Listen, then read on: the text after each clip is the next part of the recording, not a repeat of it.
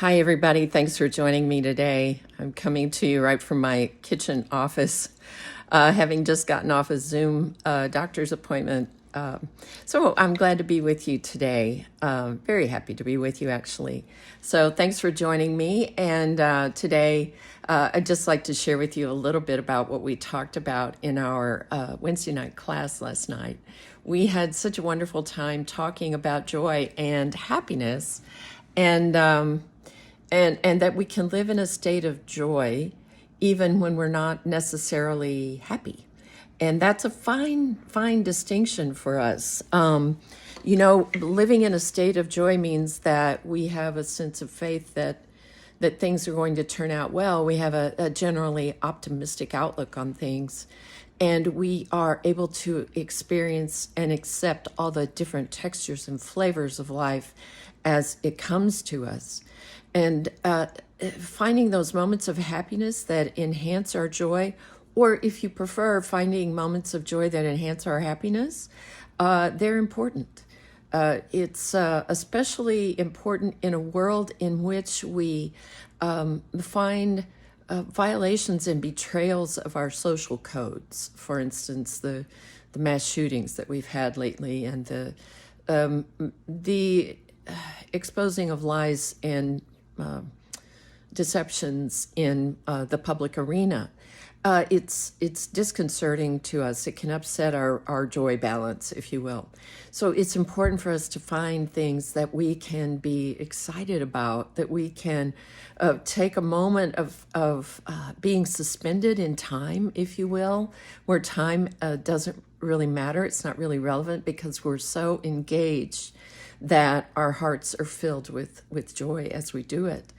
And I had a couple of moments the last couple of days in particular, because we've got our second round of baby barn swallows on the front porch for this season. So the mom and dad come back and they raise their second nest of birds, and they're given the length of this summer we're having, we may have a third nest before it's all over. But to watch these baby birds teeter on the edge of the nest and then venture out on their little trial flybys around the front door is really a joyful thing to me, to see this new life and these little birds trying out their wings and their parents watching over them, which is just precious to me.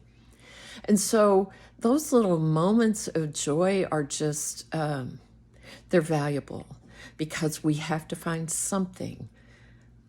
We must seek things every now and then, not wait for joy to find us, but for us to find joy in quiet moments, in boisterous moments, in moments with people that we love, even in moments with strangers. Just to take a moment and breathe in life as it is occurring. We get in a hurry, we get stressed, we get so busy in our minds, we get so many tangled threads of thought that there's not room for joy to get in there.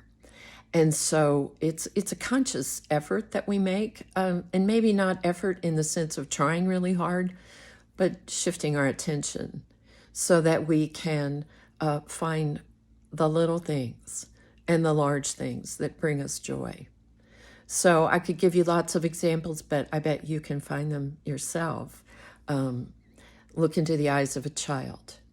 Look at the natural world around you. I'm trying to find joy right now in the remaining blades of green grass that are in my yard during this drought and this excessive heat that we're having here. Knowing that this grass is striving mightily to stay alive, and that brings me joy because of the courage, I guess, in the very cellular life of plants. So do that for yourself today. Find something that brings you a moment of happiness, that adds to your bank of joy. No matter what else is going on in your life, you can do that for yourself, and it's enriching. And here comes the bark of my dogs. So I think that's time for me to sign off. Thanks for joining me today. Thank you for supporting Unity of Wimberley. I'll be back next Thursday at 1 p.m. Central Daylight Time. It's a joy to be with you. That's one of my consistent joys of the week, is knowing that you're out there, you're listening, you're sharing with others where it seems appropriate and where you're guided, and that we meet up like this each week. So thanks for being here. I'll see you next Thursday. Bye.